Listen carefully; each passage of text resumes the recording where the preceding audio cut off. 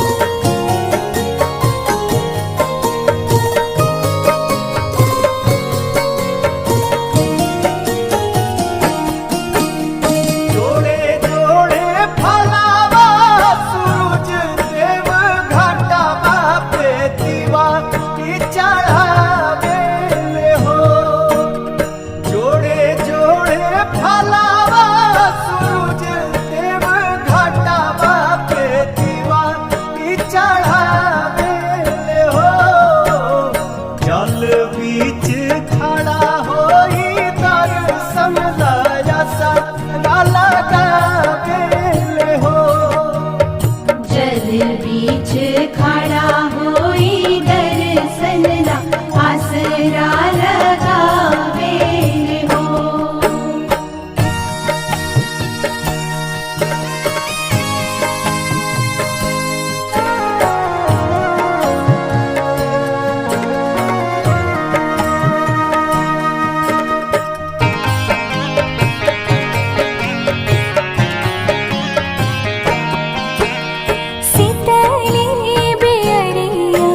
शीतल तुझे पनिया कब देव देवता तू आके दर्शनिया।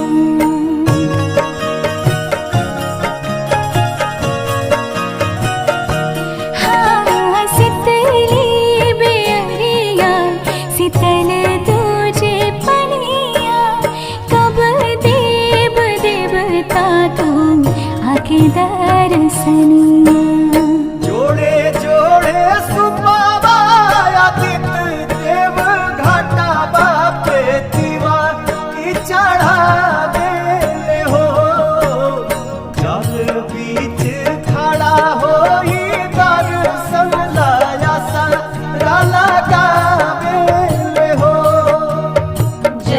बीच खड़ा होई दर्शन ला आसरा लगावे हो।